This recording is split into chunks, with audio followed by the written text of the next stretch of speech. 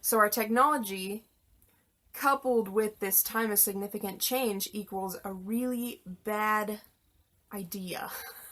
Kind of.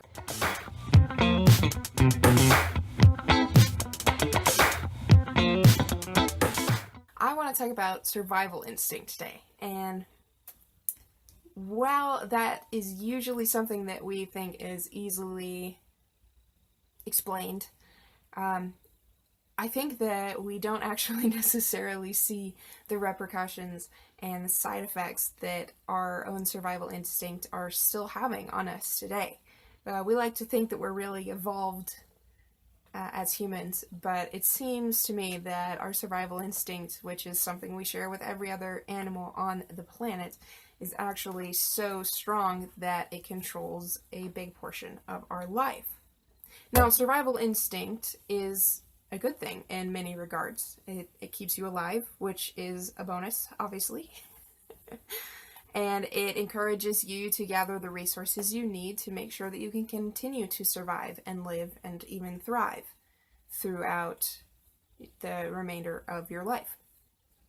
And survival has propelled technology forward so quickly that, we're in this new age of modern abundance, so far beyond what anybody could have possibly predicted back in tribal times that it's almost ridiculous.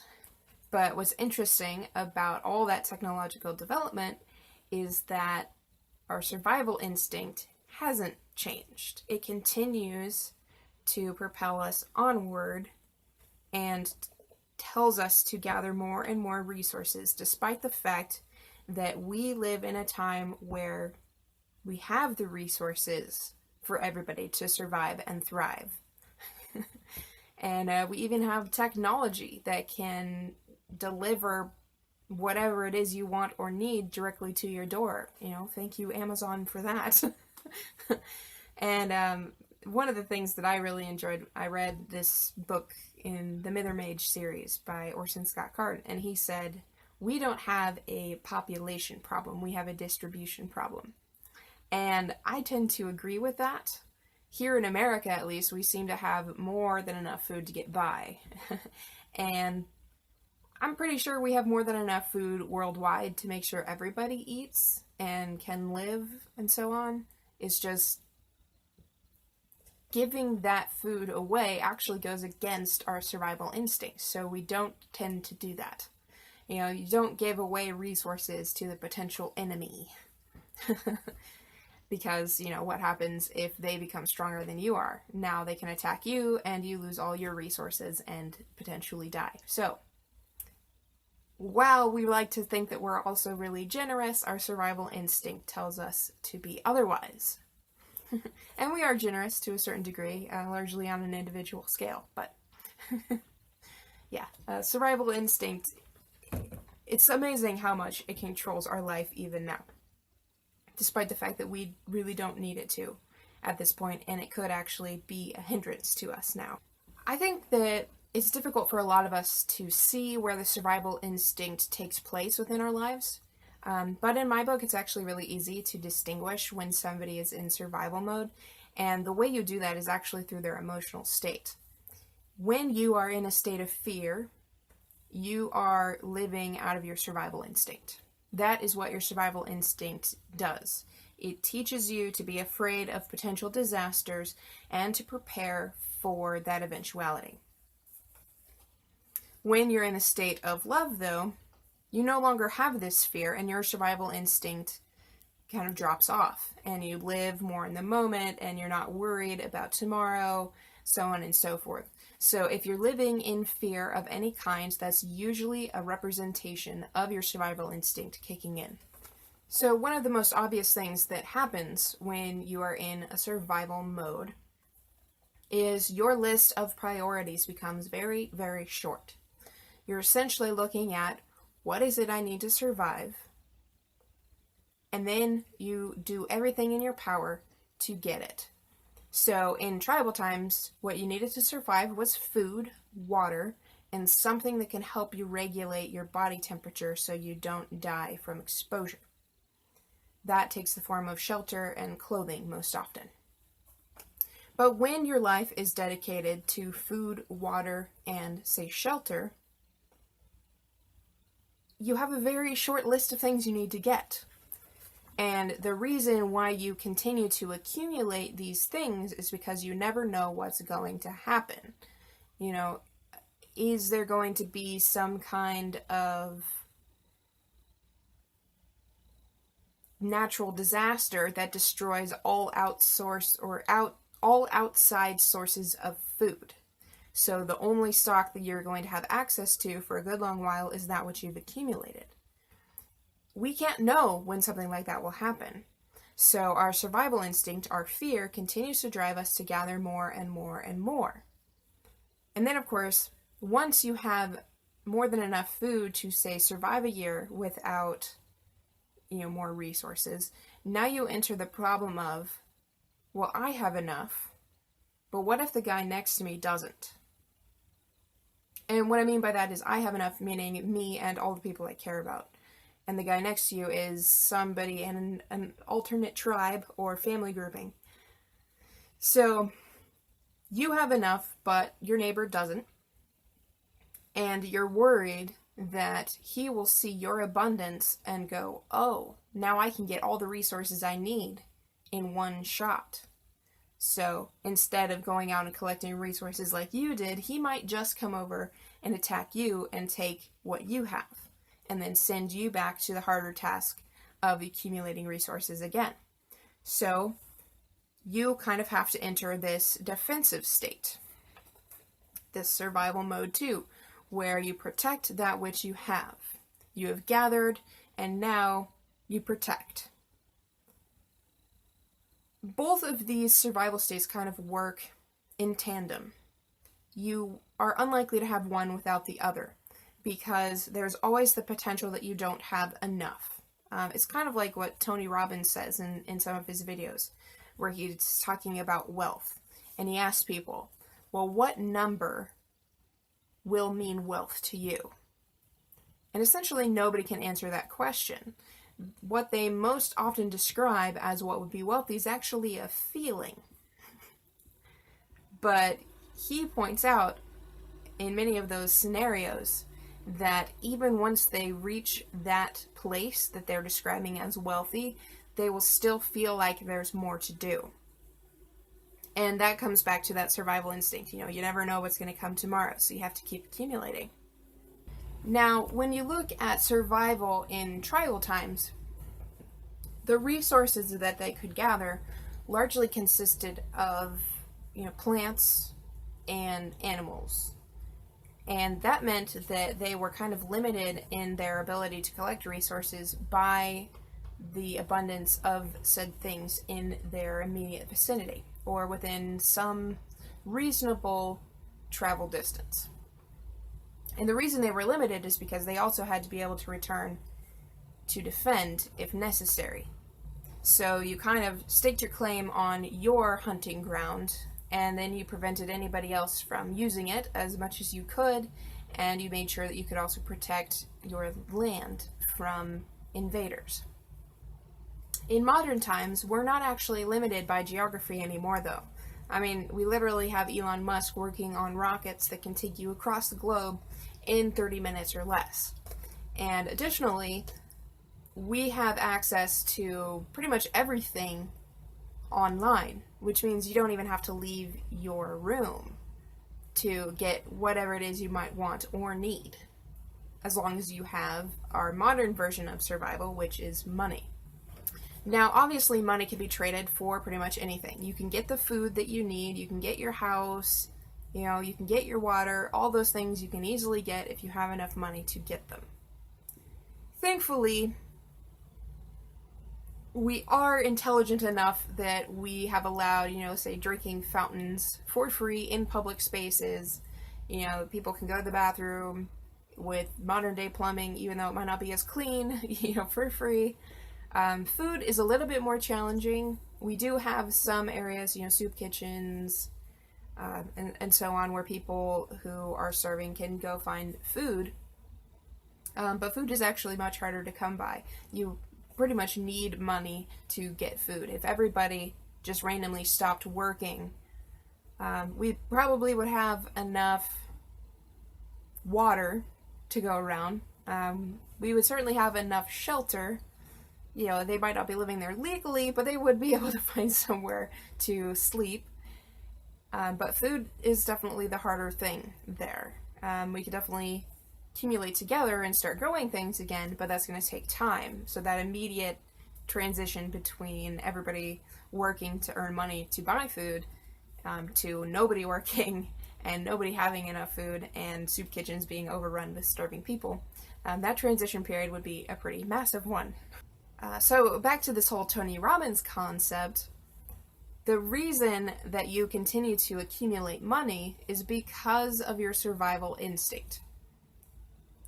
It's a little bit harder to see because money is kind of something that we've all agreed has value but doesn't actually. And a lot of where our money goes today is to entertainment and education and things like that. Food is actually a very small percentage of our income. Definitely one of the largest ones is our shelter, which is unfortunate. It's kind of unfortunate that housing can be such a challenge for many people to afford. I know that when I was paying rent, when I was living as a truck driver, I mean, I wasn't living in the truck anymore, but the rent was a huge portion of my paycheck. And to a certain degree, I always resented that. And I can't say as I blame you if you also resent that. But yeah, shelter costs a lot, and food takes up a small percentage of our money. But when people start talking about apocalypse or, preparing for a potential disaster, usually what they're stocking up on is barrels of water and preservable foods, canned foods and, boxed foods that aren't going to go bad. So even now, while money equals survival, we still continue to stock up on the things that actually mean we will live. If you have billions of dollars, you're probably not going to eat that if something comes along and wipes out the majority of the world population. You're going to need food. So yes, stocking up on food is still really important, but modern day equivalent of survival is money. But since we are not limited by our geography, that means that people can accumulate wealth from across the globe, which is the reason why we've kind of reached this distorted variation where you've got 1% of the population who has way more money than the average person can probably spend in their lifetime, compared to the 99% who barely makes enough to pay for their house and their food and, their family members to get by. We also seem to be entering this time of massive change, and that largely is because of our technological development. Our technology is pretty quickly replacing people in the work environment, and those of us who rely on, say, the 9-to-5 job to provide us with income, we're feeling the strain. So we're kind of pulling in and we're hunkering down. We're entering that survival 2 stage where we're trying to protect that which we have while simultaneously utilizing that survival mode 1, which is gathering resources. Unfortunately, I don't think that survival is actually going to get us through this time. And more than likely, because we haven't put up the infrastructure to distribute survival on a wider scale, it's going to convert over into, say, violence or war or fighting and bickering, so on and so forth. And in our modern world, that could get very, very nasty. We could end up destroying the entire human race, if not the entire environment, because of this survival drive. Nuclear war will cause devastation far greater than any form of war that tribes would have participated in. So our technology, coupled with this time of significant change, equals a really bad idea, kind of. But see, what's cool about humans, and actually other creatures also possess this aspect, is that we we don't only live for survival. And this other aspect of humanity and other creatures usually comes out after a disaster has struck. And that's where you recognize that you have enough and you start to give to those who don't have any more. You start to give from your excess and help rebuild or fund projects to rebuild when disaster strikes, such as tsunamis or earthquakes, hurricanes, so on and so forth. So we do have that aspect of humanity. And what I'm saying is, at this point in time, as challenging as it might be, we actually need to embrace this side of human behavior. We need to embrace our generous side, despite the fact that all of our life circumstances are telling us to give into our survival instinct. And the reason for this is because we actually need to start creating a new infrastructure.